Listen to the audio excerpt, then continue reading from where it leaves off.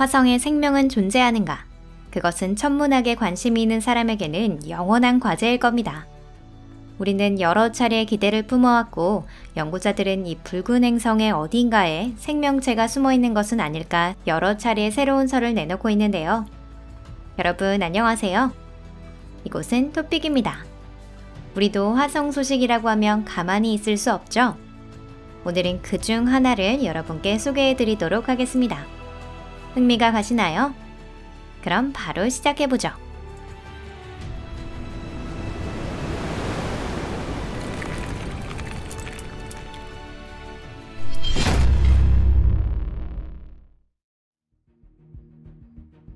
붉은 사막.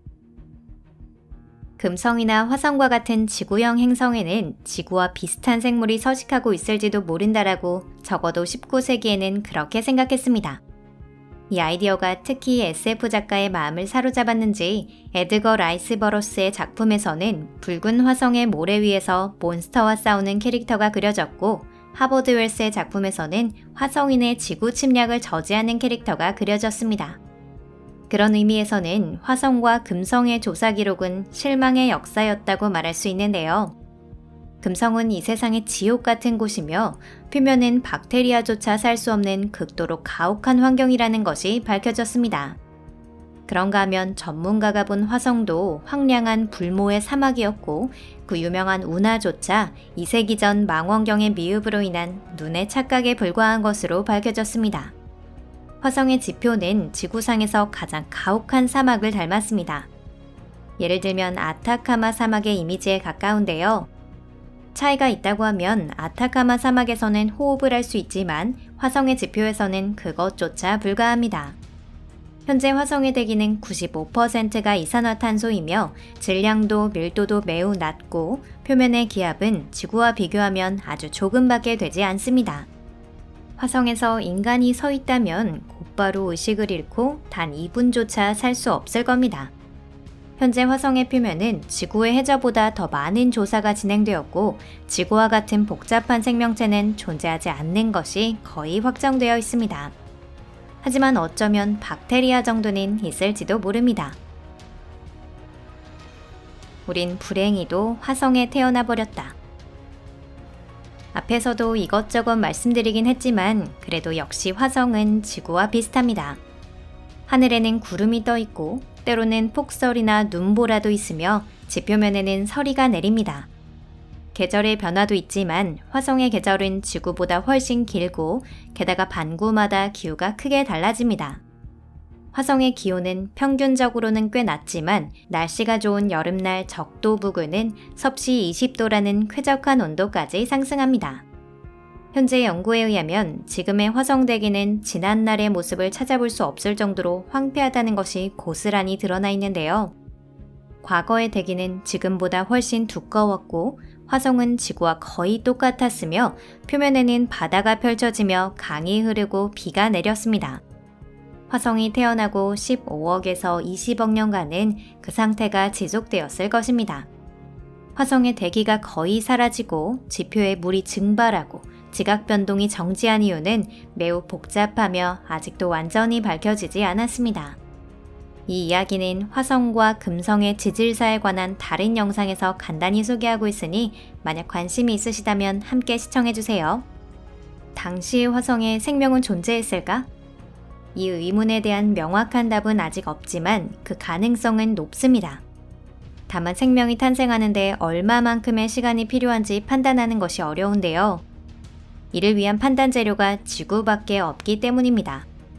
하지만 37억 년 전에는 이미 지구상에는 최초의 생물이 존재했다는 것이 확정되었고 과학자들의 몇 가지 발견에 의해 그 허들은 한층 더 낮아졌습니다. 그러니까 지금부터 42억 8천만 년 전 지구가 아직 아기였을 무렵 이미 개체가 존재하고 있었을 가능성이 제기된 것이죠. 이는 지구가 탄생 이후 아직 2억 5천 년도 되지 않을 무렵으로 지구가 간신히 바다에 덮인 시기와 겹칩니다. 즉 생명이 탄생하려면 그렇게 많은 시간은 필요하지 않은 셈이죠. 어디까지나 이론상의 이야기지만 화성의 바다가 증발하기 시작할 무렵에는 이미 다세포 생물조차 존재하고 있었을 가능성이 있습니다.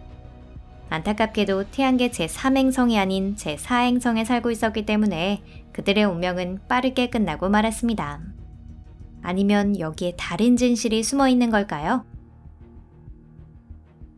지하 주민. 화성에는 지금도 지표보다 훨씬 기압이 높은 곳이 존재합니다. 예를 들면 헬라스 분지라고 불리는 아주 깊은 분지가 바로 그것인데요. 태양계 제4행성에 아직 바다가 있었을 무렵의 헬라스 분지는 분명 지구의 챌린저 해형과 닮아 있었을 것입니다. 헬라스 분지의 조건에서 물은 섭씨 10도를 초과하면 증발해버리지만 잠시라면 액체 상태로 존재할 수 있습니다.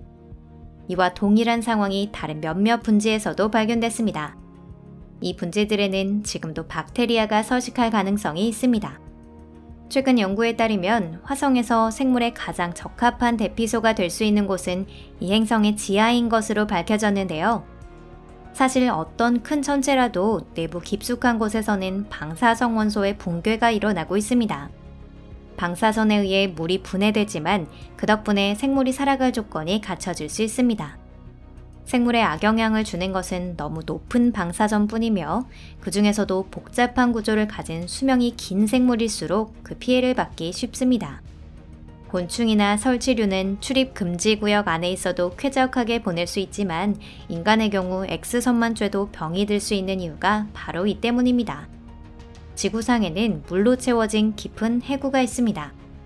그곳에서는 지구 내부에서 발생하는 열과 물의 방사선 분해에 의해서 일어나는 프로세스가 수십억 년에 걸쳐서 생명활동을 지탱하고 있습니다.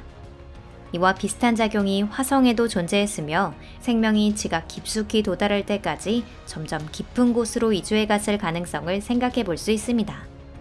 만약 화성 어딘가에 지저호수가 있다면 현재도 그대로 남아있을지도 모릅니다. 이 같은 가설은 지금까지도 나와 있었지만 실제의 화성 암석을 사용해 검증이 행해진 것은 바로 최근의 일입니다. 그 암석이란 하늘이 주신 선물, 즉 지구에 떨어진 화성 표면의 조각인 운석입니다. 운석에서 얻은 조사 데이터와 화성 탐사선을 통해 얻은 데이터를 대조한 결과 예상 외의 결과를 얻을 수 있었는데요. 무려 화성은 박테리아의 먹이가 되는 황산염이나 수소가스가 발생하는 쉘터 같은 장소가 충분히 존재할 수 있는 환경이라는 것입니다. 왜 화성의 생명체는 우리에게 중요한가? 화성에 대규모 기지나 연구소가 건설되는 날에는 화성의 생명의 수수께끼가 해명되어 지하에 생물이 생식한다는 설을 증명하거나 부정할 수 있을 겁니다. 최첨단의 화성 탐사기를 사용한다 해도 모든 것을 조사하고 연구할 수 있는 것은 아닙니다. 현실적으로 생각하면 아마도 태양계 제4행성인 화성의 연지생 물의 밑에 지적 생명체가 숨어있을 가능성은 낮습니다.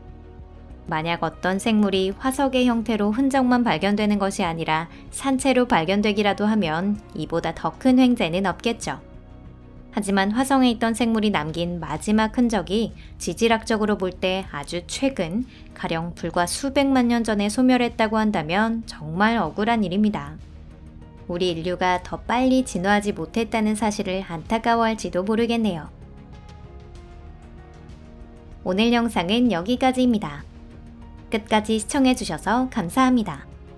태양계 내에서의 생명 탐색은 결코 무의미한 것이 아닙니다. 생명의 기원은 지구 전체의 초기의 역사와 같이 아직도 겹겹의 수수께끼에 쌓여 있기 때문이죠.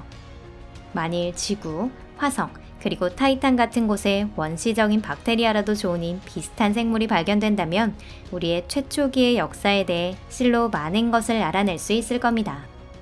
수십억 년에 걸친 시간의 흐름 속에서 마침내 도시를 건설하고 우주의 수수께끼를 풀어 인터넷이나 유튜브도 즐길 수 있는 지적 생명체가 출현하기에 이른 그 역사의 시작을 말이죠. 구독 버튼과 좋아요를 부탁드립니다.